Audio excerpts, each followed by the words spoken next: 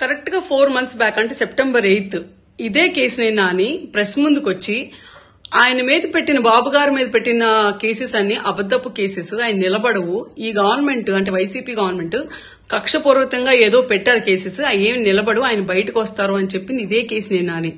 Cut చేస్తే 4 months ఆగితే just MP seat ఇవ్వలేదు కాబట్టి ఈ రోజు బాబు గారు మోసం చేస్తారంట, బాబు గారు మంచోళ్ళు కాదంట, లోకేష్ గారు చేతగానోడంట, ఎమ్మెల్యేగా కూడా గెలవలేదంట, అసలు ఎమ్మెల్యేలు ఎవరు మంచోళ్ళు కాదంట. మరి ఎవరు మంచోళ్ళు, నువ్వు ఒక్కడవే మంచోడువా? అంటే ఒకళ్ళు వస్తున్నారంటే బై మిస్టేక్ ఆడికేదో జబ్బు ఉందేమో తప్పేమో అనుకోవచ్చు, 10 మంది వస్తున్నారంటే ఎవరు తప్పది? ఎందుకు వస్తారు? 2 సార్లు 2 terms ఎంపీగా గెలిచిన మిమ్మల్ని వదులుకొని ఈ రోజు పార్టీ వద్దనుకుంది మిమ్మల్ని అంటే ఎందుకు వదులుకుంటది? 2 terms గెలిచి ప్రూవ్ చేసుకున్నట్టు మీ లెక్క ప్రకారం మీరు గెలిచి ప్రూవ్ చేసుకుని ఉంటే మిమ్మల్ని ఎందుకు పార్టీ వదులుకుంటది?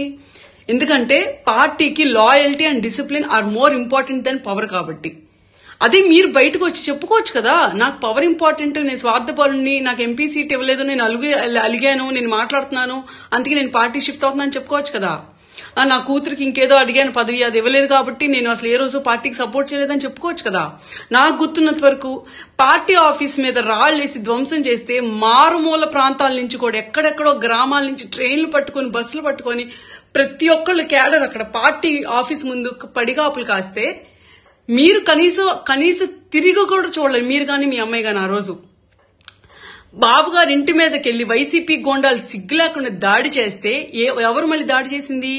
నువ్వు ఎవరినైతే కుక్కవి అవినాష్ కుక్క దేవినేష్ అవినాష్ ని ఒక కుక్కతో పోల్చావో అదే దేవినేని అవినాష్ మనుషులు దాడి చేయిస్తే నువ్వు కనీసం సపోర్ట్ చేసావా?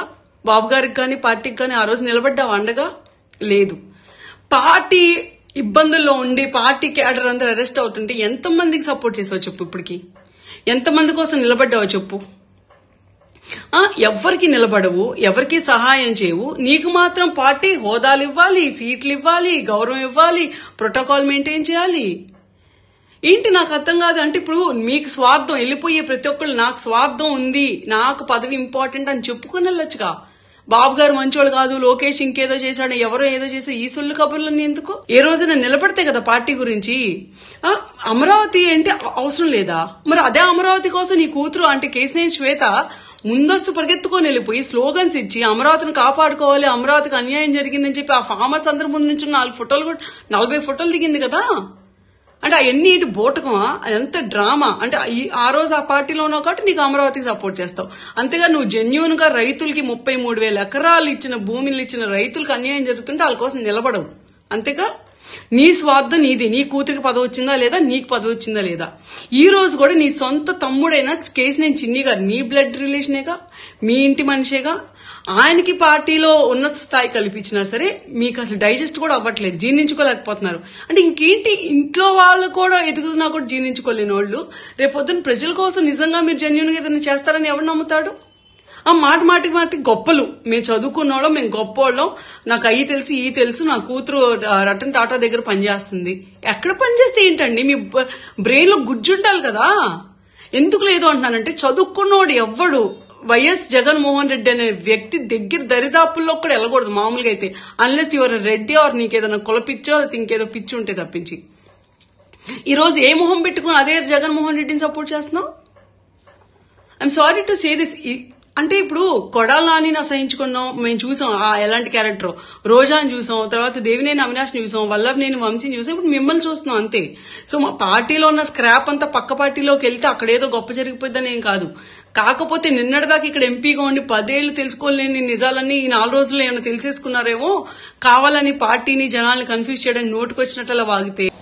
చంద్రబాబు మోసగాడని చెప్పి ఈ ప్రపంచానికి తెలుసు, కానీ ఇంత పచ్చి మోసాలు చేస్తా, దగాలు చేస్తా, కుటుంబాల మధ్య చిచ్చు పెడతా ఈ రకంగా చేయడం అనేది భాగం కాదు. సరే, కాసేపు నువ్వు అన్నదే నిజం అనుకున్నావు. చంద్రబాబు నాయుడు గారు పచ్చి మోసగాడు నువ్వు మాట్లాడుతున్నావు. నిజంగా చంద్రబాబు నాయుడు గారు పచ్చి మోసగాడు అయ్యి ఉంటే ఎందుకు 2014లో చంద్రబాబు నాయుడు గారి చేతి మీద నువ్వు బీఫామ్ తీసుకున్నావు? 5 ఏళ్ళు ఎంపీగా ఎలగబెట్టావు కదా. సరే, చంద్రబాబు నాయుడు గారు పచ్చి మోసగాడని ఇప్పుడు మాట్లాడుతున్నావు కదా. నీకు 2014 నుంచి 2019 వరకు విజయవాడ ఎంపీగా నువ్వు ప్రాతినిధ్యం వహించావు కదా. సరే, నీకు 2014లో నువ్వు టికెట్ తీసుకునేటప్పుడు, బీఫామ్ తీసుకునేటప్పుడు చంద్రబాబు నాయుడు గారు నీకు పచ్చి మోసగాడని తెలియకపోయి, కానీ 5 సంవత్సరాల తర్వాత తెలిసి ఉండాలి కదా చంద్రబాబు నాయుడు గారు పచ్చి మోసగాడు అని. మరి 2019లో ఏ ముఖం పెట్టుకుని చంద్రబాబు నాయుడు దగ్గరికి నువ్వు బీఫామ్ తీసుకున్నావు గారు? నాకు అర్థం కావట్లేదు. ఈ రోజు చంద్రబాబు నాయుడు గారు పచ్చి మోసగాడు అంటున్నావు.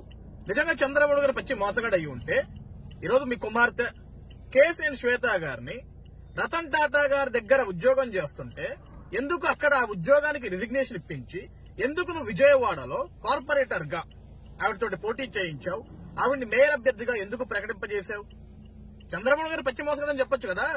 అమ్మా శ్వేత, చంద్రబాబు నాయుడు గారు పచ్చి మోసగాడు, మనకి రాజకీయాలు వద్దు, నేను కూడా నా ఎంపీ పదవి నుంచి వైదొలుగుతున్నాను, రాజీనామా చేస్తున్నాను, మనకి రాజకీయాలు వద్దు తల్లి, నువ్వు రతన్ టాటా గారి దగ్గరే ఉద్యోగం చేసుకో, సోషల్ సర్వీస్ చేసుకుని ఆ రోజే నువ్వు మీరు శ్వేత గారికి చెప్పాలి కదా. నాని గారు తీసుకొచ్చారు, పోటీ చేయించారు, చంద్రబాబు గారిని మీరు పిలిపించారు, బహిరంగ సభకు పిలిపించారు కదా కాదా? ఈరోజు లోకేష్ గారు ఆఫ్టర్ ఆల్ పాదయాత్ర చేసేదానికి ఏం రైట్స్ ఉన్నాయని నువ్వు అడుగుతున్నావా? అసలు లోకేష్ గారి గురించి మాట్లాడేదానికి మీకేం రైట్స్ ఉన్నాయి నాని గారు? నాకు అర్థం కావట్లేదు. ఈరోజు 3132 కిలోమీటర్లు, 97 నియోజకవర్గాలు, 226 రోజులు, లక్షలాది మంది జనంతో అడుగులు వేస్తూ ప్రజల సమస్యలు తెలుసుకుంటూ, వాళ్ళ కష్టాలు తెలుసుకుంటూ, వాళ్ళ కన్నీళ్ని తెలుసుకుంటూ, వాళ్ళ బాధలు తెలుసుకుంటూ ఈరోజు ఆంధ్రప్రదేశ్ రాష్ట్రంలో నవశకానికి నాంది పలికి ఈ సైకో పరిపాలన తరిమికొట్టేదానికి ఆంధ్రప్రదేశ్ రాష్ట్రంలో ప్రతి ఒక్క యువతకి ఒక ఉత్తేజాన్ని నింపి మళ్లీ రానున్నది తెలుగుదేశం పార్టీ, గెలవనున్నది తెలుగుదేశం పార్టీ, మళ్లీ ఈరోజు చీకట్లో పాలైన ఆంధ్రప్రదేశ్ రాష్ట్రానికి మళ్లీ మేము ఒక వెలుగునిస్తామని చెప్పేసి ఒక పక్క చంద్రబాబు నాయుడు గారు, మరొక పక్క నారా లోకేష్ గారు ఇద్దరు కూడా ఈ రాష్ట్రం కోసం, ఈ రాష్ట్ర ప్రజానికం కోసం వాళ్ళు తాపత్రయపడుతుంటే, కష్టపడుతుంటే, ఆఫ్టర్ ఆల్ ఒక టికెట్ కోసం, ఎంపీ టికెట్ కోసం ఈరోజు కుటుంబాల మధ్య చిచ్చు పెడుతున్నారు. నువ్వు మాట్లాడుతున్నావు. నీ కుటుంబంతో మాకేంటయ్యా సంబంధం? నీకు మీ తమ్ముడికి ఏం గొడవలు ఉన్నాయో మాకేం తెలియదు కదా.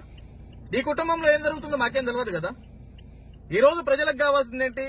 ఏ నాయకుడు వచ్చినా సరే ఆ ప్రజలకి మంచి చేయాలా, ప్రజలకు న్యాయం చేయాలా, ప్రజల తరపున నించోవాలా, ప్రజల తరపున పోట్లాడాలా, ప్రజల తరపున మాట్లాడాలా, ప్రజలకి మంచి చేయాలని ఆలోచిస్తాం తప్ప మీ కుటుంబంలో మీరేం మాట్లాడుకుంటారు మాకేట తెలుస్తుంది నాని గారు?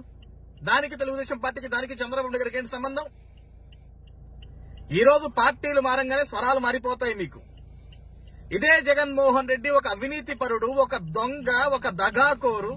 ఇతని వల్ల ఆంధ్రప్రదేశ్ రాష్ట్రం సర్వనాశనం అయిపోతుంది, ఆంధ్రప్రదేశ్ రాష్ట్రానికి రాజధాని లేకుండా పోయిందని పార్లమెంట్ లో గొంతెత్తావు నువ్వు. 3 ఎంపీల్లో నువ్వు కూడా one of the member of the parliament. Amaravati కోసం ఆ రోజు గొంతెత్తితే ఆంధ్రప్రదేశ్ రాష్ట్రం నీకు పాలాభిషేకం చేసింది. మిస్టర్ ప్రైమ్ మినిస్టర్ అని నువ్వు ప్రశ్నించినప్పుడు ఆంధ్రప్రదేశ్ రాష్ట్రం మొత్తం చప్పట్లు కొట్టింది, పాలాభిషేకం చేసింది, నీ వెంట నడిచింది. జై నాని, జై జై నాని అని చెప్పేసి ప్రతి ఒక్కరు కూడా నినాదాలు ఇచ్చాం మేము. దేనికి? ఆంధ్ర రాష్ట్రం కోసం మాట్లాడావు, ఆంధ్ర రాష్ట్ర భౌతిక కోసం మాట్లాడావు, రాష్ట్ర రాజధాని కోసం మాట్లాడావు, సాక్షాత్ ప్రధానమంత్రిని ప్రశ్నించావని కదా. ఏమైపోయిందా నాని ఈరోజు? ఆఫ్టర్ ఆల్ ఒక టికెట్ కోసం, ఎంపీ టికెట్ కోసం ఈరోజు జగన్మోహన్ రెడ్డి దొంగ అయినా, అవినీతి పరుడైనా, హత్యలు చేసే వ్యక్తి అయినా, కుట్రలు చేసే వ్యక్తి అయినా సరే బొచ్చులో టికెట్ కోసం ఒక దొంగ చెంతకు చేరి ఈ రోజు ఆంధ్ర రాష్ట్ర ప్రజలు ఎదురు చూస్తున్న వ్యక్తి నారా చంద్రబాబు నాయుడు గారు. అటువంటి ఒక వ్యక్తి నువ్వు తులనాడతావా? ఏకవచనంతో మాట్లాడతావా నాని గారు? ఇది భావ్యమేనా మీకు? ఇది పద్ధతైనా? చదువుకున్నారు కదా సార్, చాలా బాగా చదువుకున్నారు, చాలా బాగా మాట్లాడుతుంటారు మీరు. ఎన్నోసార్లు మేము మిమ్మల్ని కలిసాం, మంచిగా చెప్తుంటారు, ఈ విధంగా ఇలా ఉండాలి, ఇలా ఉండాలని. మాకు బుద్ధులు చెప్పిన మీ బుద్ధి ఏమైపోయింది నాని గారు? పద్ధతి మార్చుకోండి. ఈ రోజు మీరు జగన్ చెత్తకు చేరితే మీరు ఏ రతన్ టాటా గురించి అయితే మాట్లాడారో ఆ రతన్ టాటా గారు కూడా మీ ముఖం మీద కాండ్రించి ఉంటారు. ఆ విషయాన్ని గుర్తుపెట్టుకున్నాను గారు మీరు. ఆయన కూడా మీకేమి భుజం మీద చెవేసి సూపర్ నాని చంద్రబాబు వదిలేసి అవినీతి పడిన జగన్ దగ్గరకు వచ్చావని చెప్పి నీకేమి ఫ్లవర్ బుక్ ఇచ్చి వెల్కమ్ చెప్పడం ఆయన ఇంటికి. ఓకే, ఈ రోజు అర్థమైంది ఏంటంటే, మాకు విజయవాడ ప్రజలకు గాని, రాష్ట్ర ప్రజానికి గాని అర్థమైంది ఏంటంటే, సీట్లు గాని పదవులు గాని లేకపోతే మీరు ఉండలేరు. కేవలం పదవుల కోసం మీకు తెలుగుదేశం పార్టీ కావాలా? తెలుగుదేశం పార్టీ పదవి ఇవ్వకపోతే ఏ పార్టీ పక్కనైనా మీరు వెళ్ళిపోతారు. అటు దొంగ అయినా, దౌర్భాగ్యుడైనా సరే. ఈరోజు అదే మీరు చేస్తుంది.